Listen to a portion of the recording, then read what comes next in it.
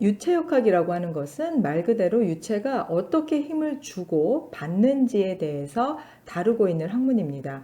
여기서 말하는 유체라고 하는 것은 액체뿐만 아니라 기체도 같이 포함해서 이야기를 하고 있는 거고요.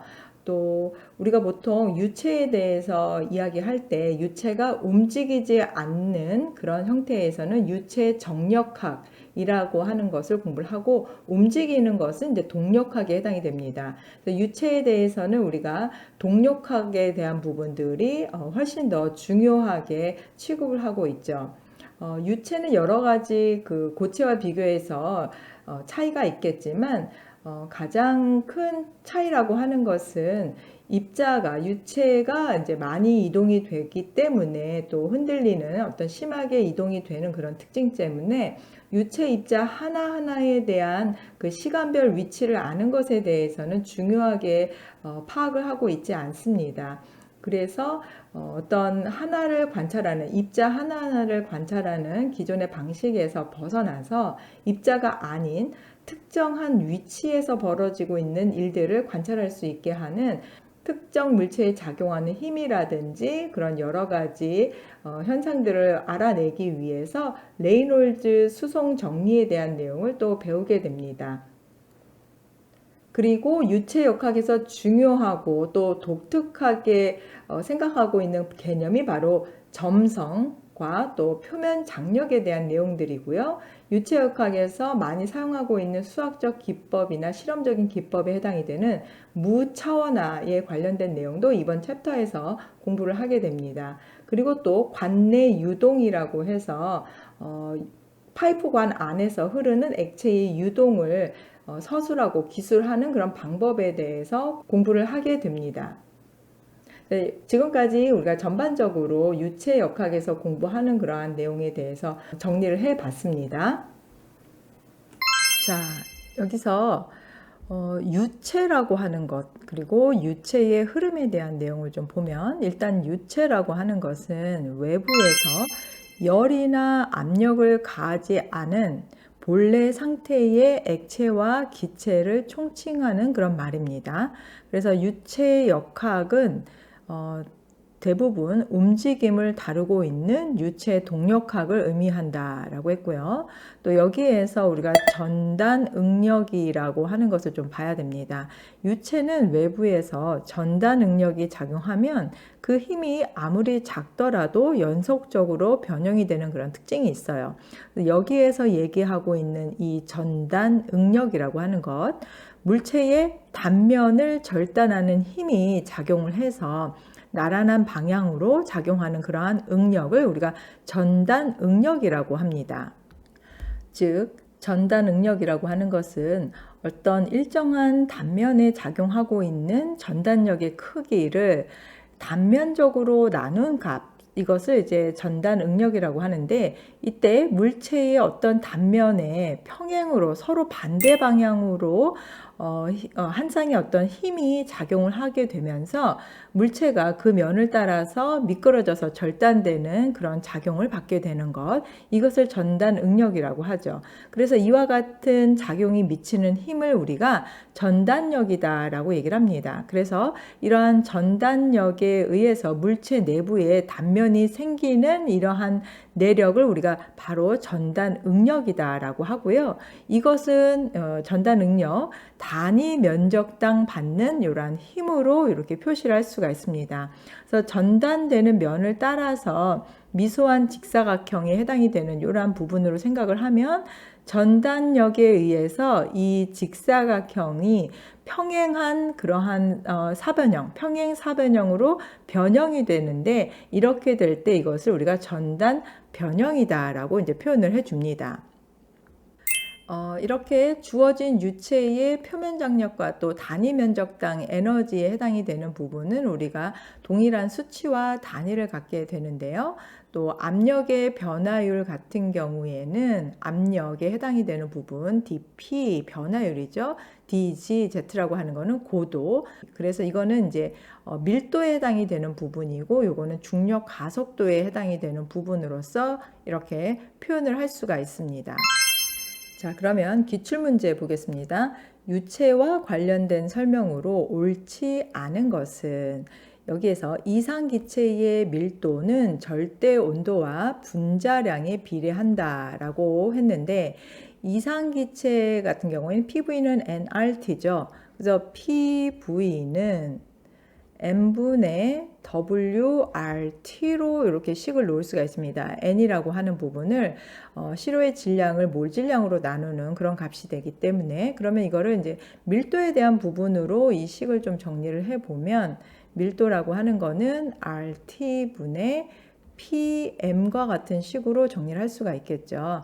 왜냐하면은 이 질량에 대한 부분을 V로 나눠주게 되면 즉 per V가 밀도에 해당이 되는 부분이기 때문에 V분의 W와 관련된 식으로 이 식을 다 정리를 했다라고 보시면 돼요. 그러면 이 식에서 보면 이상기체의 밀도라고 하는 부분이 절대 온도와 기체의 분자량이 비례한다라고 했는데 분자량에는 비례하지만 기체의 그 온도에 해당이 되는 부분하고는 서로 반비례하는 관계가 있기 때문에 요거는 일단 잘못된 그런 내용이 됩니다. 그래서 옳지 않은 설명에 대한 부분은 1번이고요.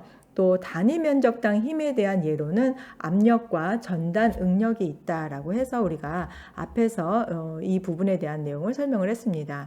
또 주어진 유체의 표면 장력과 단위 면적당 에너지는 동일한 수치와 단위로 나타낸다. 그리고 임의의 점에서 고도에 따른 압력의 변화율은 다음과 같이 나타낼 수 있다라고 해서 앞에서 우리가 그 유체에 관련된 내용을 정리하면서 했던 내용이죠. 자, 그러면 여기에서 옳지 않은 것은 정답 1번을 선택을 해주시면 되겠습니다.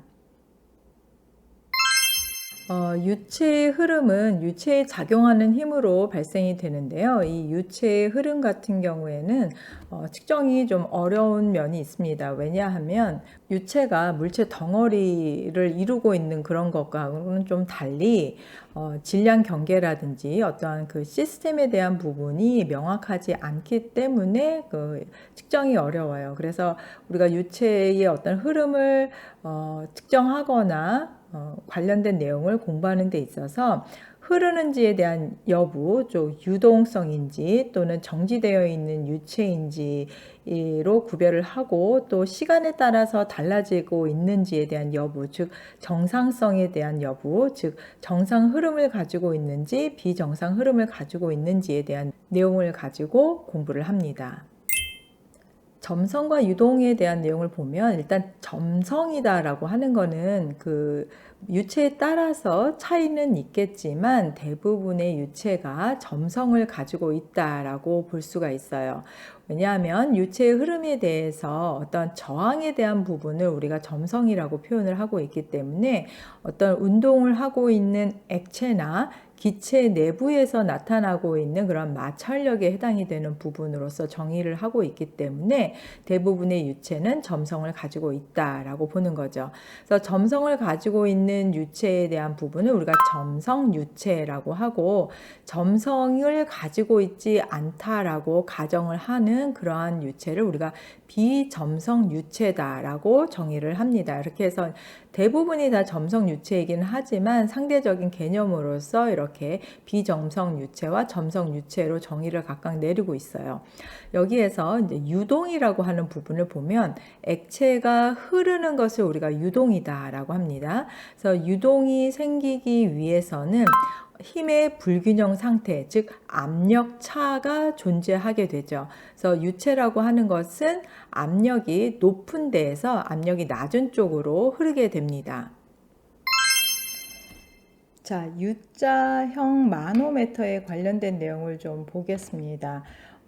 일단 이 P1과 P2 양쪽 압력에 해당이 되는 부분이고 또 여기에서 이쪽에서 받고 있는 압력과 이쪽 반대쪽 여기에서 받고 있는 그 압력은 서로 이퀄한 그런 관계가 있기 때문에 그러한 부분을 중심으로 해서 이제 문항을 한번 풀어 볼 거예요. 그 전에 이 U자형 그 마노메터에 관련된 내용을 조금 더 보면 여기에서 U자형으로 구부린 이 유리관에 수은이나 또는 비중이 큰 어떤 액체를 넣고 나서 한쪽 관에 압력을 이제 걸어주게 되면 이 액면이 이렇게 내려가는 거죠. 여기가 이쪽이 그러면 압력이 더 높다라는 얘기를 하고 있는 겁니다. 그러면 이제 다른 쪽의 반대쪽에서는 이제 액면이 이렇게 올라간 상태에서 이제 서로 이제 평형을 이루고 있는 그런 상태에서 멈추게 될 거예요. 그러면 압력은 양쪽의 그 액면의 높이 차이에 대응되고 있는 그러한 중력과 또 균형을 이루고 있기 때문에 각 높이 차이를 재게 되면은 우리가 압력에 대한 부분을 알아낼 수가 있어요. 그래서 양쪽 액면의 높이의 차이에 의한 중력은 두 액면의 압력 차이에 의한 힘으로써 놓고 이제 우리가 식을 만들어낼 수가 있습니다. 그래서 일단 이 반대쪽 여기에서 이쪽에 해당이 되는 게 왼쪽에 해당이 되는 게 P1에 대한 압력이고 오른쪽에 해당이 되는 게 P2에 대한 압력이고요. 어떤 유체를 이렇게 놨을 때 이 유체에 해당되는 부분 이게 이제 여기서는 뭐 어떤 기체에 대한 부분이 될 수도 있고 그래서 이렇게 눌러줬을 때 여기에 이제 어느 정도의 압력이라는 것이 작용을 할 거예요. 그렇기 때문에 이쪽에 해당이 되는 부분이 이렇게 내려가고 있는 것을 보여주고 있죠. 그리고 여기는 이제 유체 B에 대한 부분이 이렇게 있다 해서 이 양쪽에 해당이 되고 있는 요 높이에서는 어쨌든 압력이 같다라고 놓고 이것을 우리가 식으로서 정리를 해 줄 수가 있습니다. 그러면 왼쪽에 있는 부분은 이제 P1, 오른쪽에 있는 부분은 이제 P2에 해당이 되는 거고요.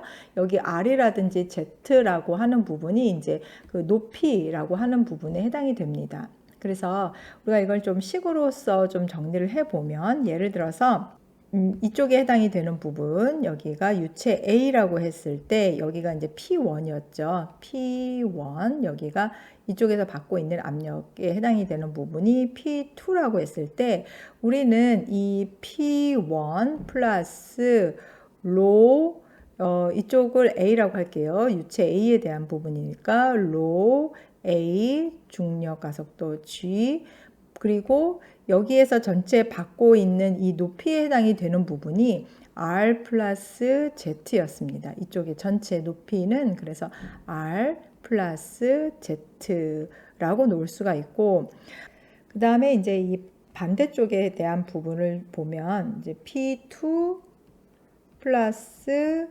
로 B G R 플러스 로 B G Z로 놓을 수가 있는데 이 둘이 같다는 거예요. 그리고 여기가 이제 뚫려져 있는 그런 상태라고 하면 이제 대기압에 대한 부분을 받고 있기 때문에 양쪽에 대한 대기압에 대한 부분은 서로 이제 상쇄되기 때문에 여기서는 따로 적진 않았습니다. 그럼 이제 이거에 관련된 식을 서로 여기서 받고 있는 그 압력에 대한 부분으로서 우리가 정의를 내렸기 때문에 이게 이제 이퀄 관계로 놓을 수가 있어요. 그러면 P1 로 A G R 플러스 G Z는 P2 플러스 로 BGR 플러스 로 BG Z 이렇게 놓겠죠.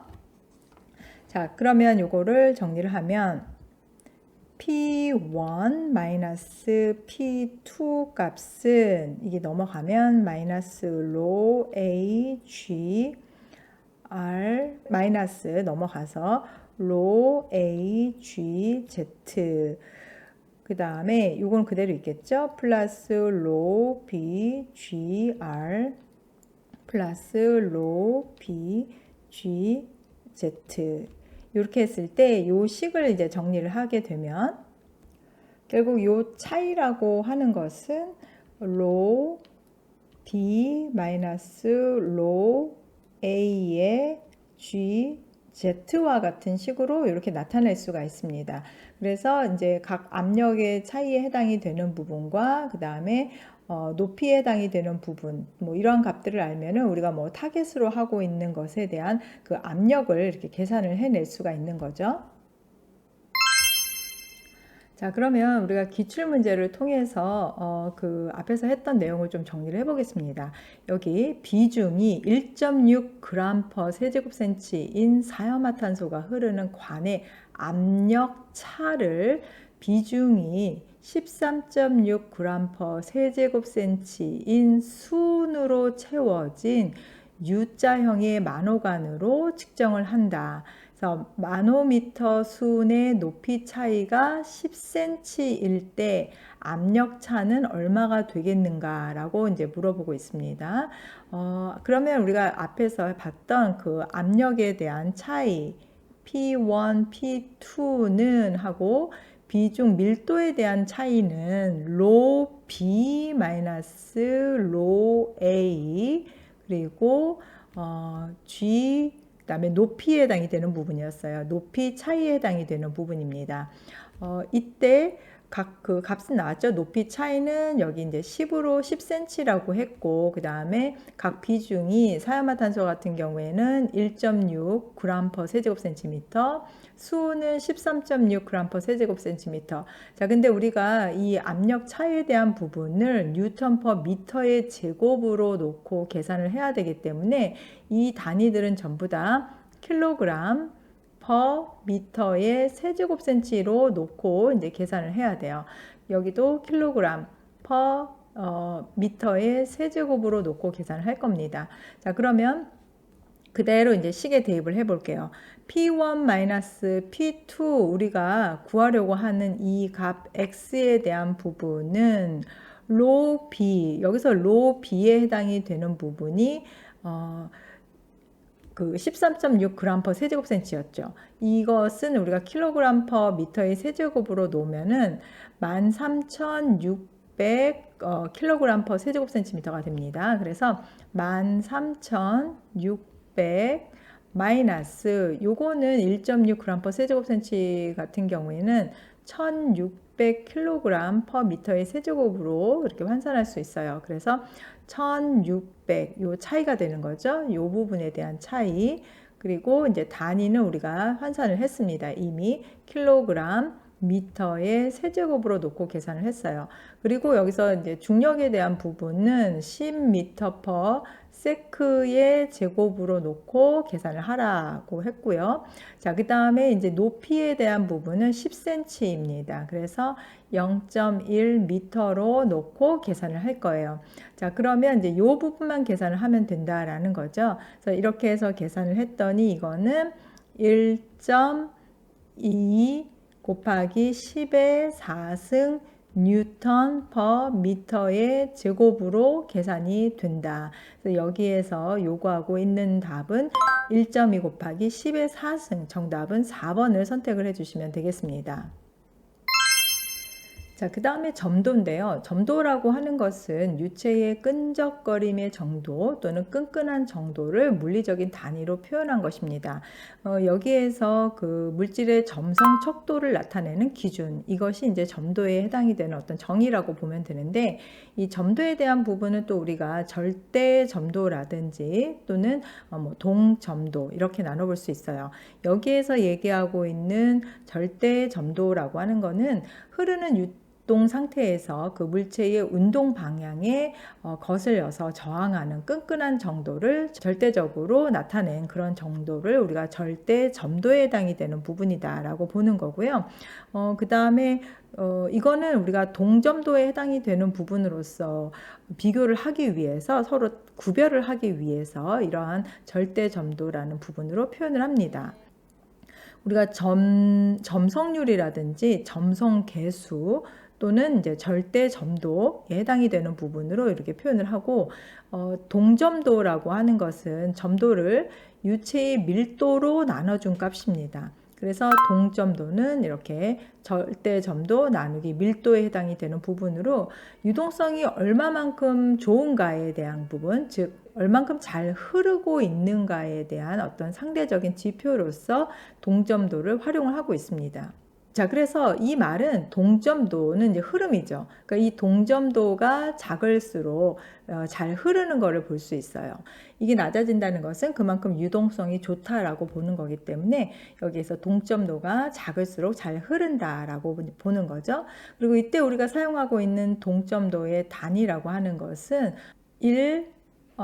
ST라고 하는 거는 스토크스라고 해서 1제곱센티미터 per 세크 또는 1cm 스토크스라고 해서 0.01 제곱센티미터 per sec로 나타낼 수 있고, 이때 차원에 해당이 되는 부분은 L 제곱 T-1, 그래서 L 제곱 per T에 대한 값으로 나타낼 수가 있습니다.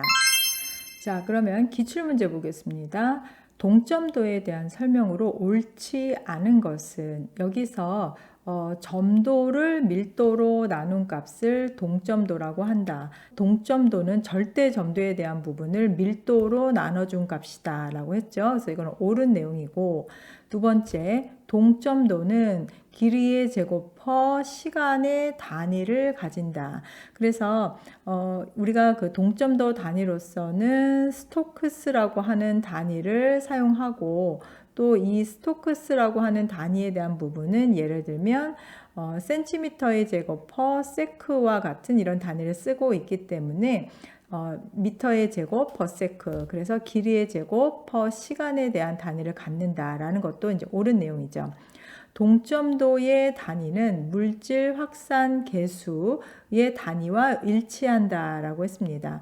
그래서 여기에서 그 물질 확산 계수라고 하는 것은 보통 D라고 표현을 하고 있는데, 이때 이 확산 계수라고 하는 것도 역시 그 면적에 대한 그 단위, 시간당 면적에 대한 부분으로 표현을 하고 있어요. 그래서 여기서도 확산 계수가 크다라고 하는 것은 그만큼 더 빨리 많은 면적을 차지한다라는 것이기 때문에 확산이 빠르다라고 표현을 하는 거죠. 그래서 이것도 길이의 제곱의 퍼 시간과 같은 이런 단위를 갖고 있기 때문에 여기 동점도에서 우리가 사용하고 있는 그런 단위와 일치한다라는 내용도 이제 맞는 내용이 되겠습니다. 동점도에서 사용하고 있는 단위 센티미터 퍼 세크로 사용을 하기도 하고, 이거와 같은 단위로서는 10의 마이너스 4승 미터의 제곱 퍼 세크로 이렇게 나타낼 수가 있죠. 자, 그 다음에 열 전달 개수에 대한 부분, 동점도의 단위는 열 전달 개수의 단위와 일치한다. 여기서 열 전달 개수에 해당이 되는 단위는 킬로칼로리 퍼 미터의 제곱 도시로 나타냈기 때문에 이건 잘못된 내용이 되겠죠. 그래서 여기서는 옳지 않은 것 4번을 선택을 해주시면 되겠습니다. 자, 그 외에도 또 사용하고 있는 점도 단위로서 우리가 그 포아스라고 하는 이 점도 단위를 사용하고 있습니다.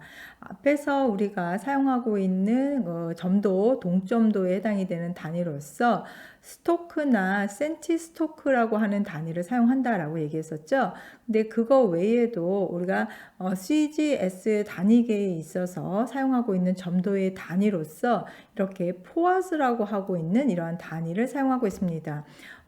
이 포아스 단위와 그 센티스토크 단위에 해당이 되는 부분, 즉 포아스하고 센티스토크의 단위를 서로 변환하기 위해서는 밀도, 비중으로 서로 나눠줘야 돼요. 그래서 앞에서 우리가 그 동점도에 해당이 되는 부분이, 동점도는 점도를 밀도에 해당이 되는 부분으로 이렇게 나눠서 볼 수가 있습니다. 그러면 예를 들어서 1cm 스토크라고 하고 있는 이 단위는 1cm 포아스에 대한 단위로 1cm 포아스에 대한 그 단위를 밀도에 대한 부분으로 나눠주고, 이때 이 밀도라고 하는 것이 그램 퍼 세제곱센티미터가 될 경우에는 1cm 포아즈가 바로 1cm 스토크로 이렇게 환산을 할 수가 있습니다. 그리고 이 CGS 단위계에서 그램 퍼 센티미터 세크가 바로 1 포아즈 단위가 되는 거죠. 그러니까 이 포아즈라고 하고 있는 이 단위는 100분의 1을 센티미터 포아즈라고 이렇게 표현을 하고, 포아즈의 100분의 1을 센티미터 포아즈라고 하고, 실험실에서 보통 점도의 단위로 많이 사용을 하고 있습니다. 그래서 1 포아즈라고 하는 것은 1g per 센티미터 세크, 요것은 100 센티 포아즈 또는 0.1 kg 미터 세크, 또는 이거는 우리가 파스칼에 대한 단위로도 나타낼 수가 있어요. 그래서 파스칼 초 라고 하는 것이 이제 점도에 해당되는 단위입니다. 그래서 이 파스칼 초라고 하는 거는 1m에 대해서 매 초에 속도 구배가 있을 때 그 수직면에 있어서 속도 방향으로 1파스칼의 응력이 발생하는 그런 점도에 대한 부분으로 볼 수가 있습니다. 국제 단위로서는 뉴턴 초 퍼 미터의 제곱을 사용을 하고 있습니다. 자, 그래서 문제를 보면 점도의 단위에 해당이 되는 것으로 옳은 것을 고르는 내용이죠. 그래서 앞에서 우리가 점도에 관련된 여러 가지 단위에 대한 것들을 봤습니다. 킬로그램 퍼 미터 세크라든지 파스칼 세크 또는 그람 퍼 센티미터 세크에 관련된 내용, 이 그람 퍼 센티미터 세크라고 하는 거는 1푸아즈로 나타낼 수도 있다라고 얘기했었죠. 여기서는 1푸아즈로 나타낼 수도 있다. 그래서 여기서 점도에 사용하고 있는 단위로서는 정답 1번이 되겠습니다. 그래서 1번을 선택해 주시면 되겠습니다. 보통 우리가 점도 측정을 위해서 오스트발트 점도계를 이제 활용을 합니다. 이 오스팔트 점도계라고 하는 것은 어떠한 유형의 유동 조건 상태 하에서 유체 점도를 측정하는 데 사용을 하고 있는 그런 장치입니다. 그래서 이 유체 점도는 유체의 유동 저항을 표현해 주는 거죠. 그러니까 내부에서의 마찰이라든지 유체의 마찰 같은 것으로 생각을 할 수 있어요. 그래서 오스발트 점도계는 유튜브 점도계 또는 모세관 점도계라고도 하는데, 이 장치에서는 유체의 점도를 측정하기 위해서 U자형 튜브를 통해서 우리가 테스트하고자 하는 유체를 활용을 하게 됩니다. 그러면 이 점도계에서 유체가 특정한 직경의 튜브를 통해서 일정한 거리를 흐르는데 필요한 시간을 기록을 해서 결정을 하게 되는 거죠. 타겟으로 하는 점도라든지 어떤 밀도에 대한 부분을 식을 통해서 이제 계산할 수가 있습니다. 그래서 여기 각 점성도에 대한 부분, 각 유체의 점성도에 대한 어떤 상대적인 비율이 되는 거죠. 이것은 그 밀도와 또 시간의 곱, 그리고 각 밀도와 시간의 곱에 대한 부분으로서 이렇게 활용을 할 수가 있습니다. 그러면 이러한 점도계를 활용을 해서 우리가 잘 알지 못하는 어떤 액체의 점도를 측정을 한다든지 또는 다른 주어진 값들, 측정 시간이라든지 밀도 같은 것들이 주어진다면 어떤 미지의 액체의 점도를 계산해내는데 이 오스발트 점도계를 활용을 할 수가 있는 거죠.